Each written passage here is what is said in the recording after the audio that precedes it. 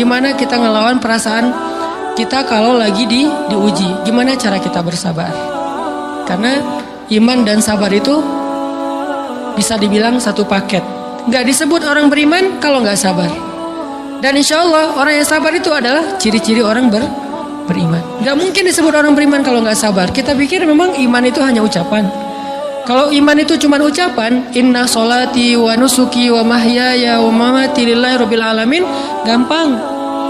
Kalau iman itu cuma ucapan, hasbiyallah wa ni'mal wakil, gampang. Kalau iman itu cuma ucapan, la haula wala quwata illa billah, gampang. Kalau iman itu cuma ucapan, iyyaka na'budu wa iyyaka nasta'in, gampang. Tapi Allah mengatakan, wa ma hum bimu'minin. Ahasiban nasu ayyutraku ayyaqulu amanna wa hum la yuftanun. Emangnya cukup dengan hanya mengatakan kami telah beriman lalu tidak diuji?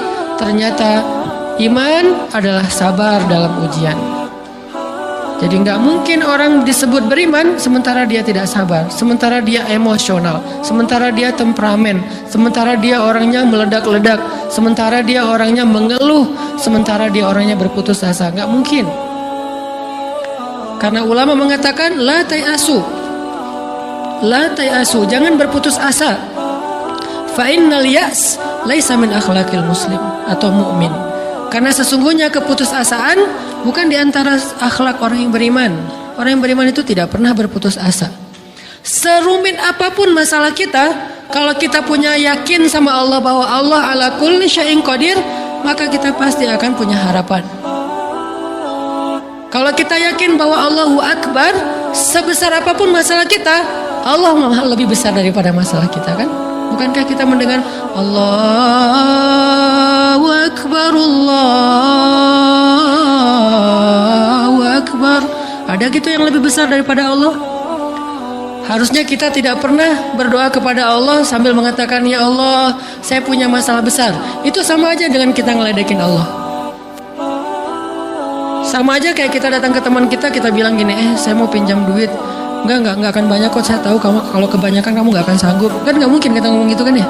Saya lagi banyak hutang nih, saya mau minta tolong sama kamu. Insya Allah saya nggak akan minta seutuhnya. Saya tahu kamu juga kurang duitnya, saya minta dikit-dikit aja lah. Kan nggak gitu kan cara kita minta tolong. Sama aja kita doa, ya Allah, saya punya masalah besar.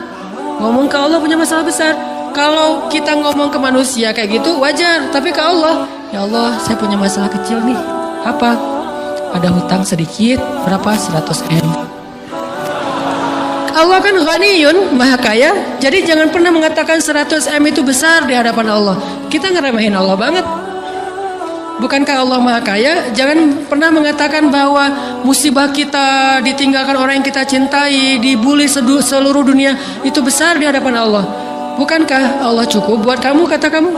Inna sholati wa nusuki wa mahyaya hasbiyallahu ni'mal wakil. Jadi Allahu Akbar. Sehingga kalau kita berdoa, ya Allah, saya punya sedikit masalah. Bukankah Umar pernah mengatakan, ya nafsi, idza daqat alaikid dunya, fala taquli ya rabbi indi hammun kabir, faquli ya hammun indi rabbun kabir. Wahai jiwaku, kalau kamu merasakan kesempitan, kegalauan, bingung, sakit, jangan pernah kamu mengatakan, ya Rabbi, saya punya masalah besar. Tapi katakanlah, wahai masalah, saya punya Rabb yang maha besar. Iman dan harapan, berharap, itu nggak bisa dipisahkan. Iman dan sabar itu nggak bisa dipisahkan.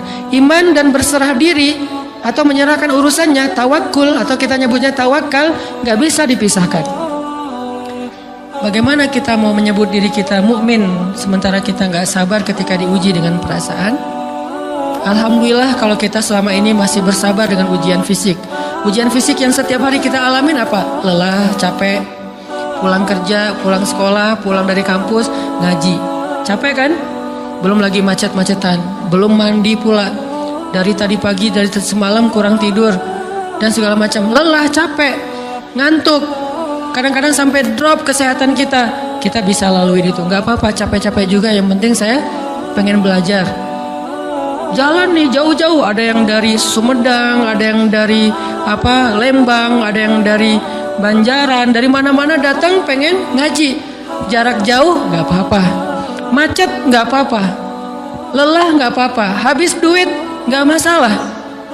Tapi sampai di sini kesenggol dikit aja sama teman kita, dalam ucapan mungkin, dalam ekspresi, kadang-kadang kita senyumin gak dibalas senyum, atau mungkin hal-hal sepele, itu bikin seolah-olah amal kita yang udah habis-habisan tadi jadi berkurang sampai habis pahalanya.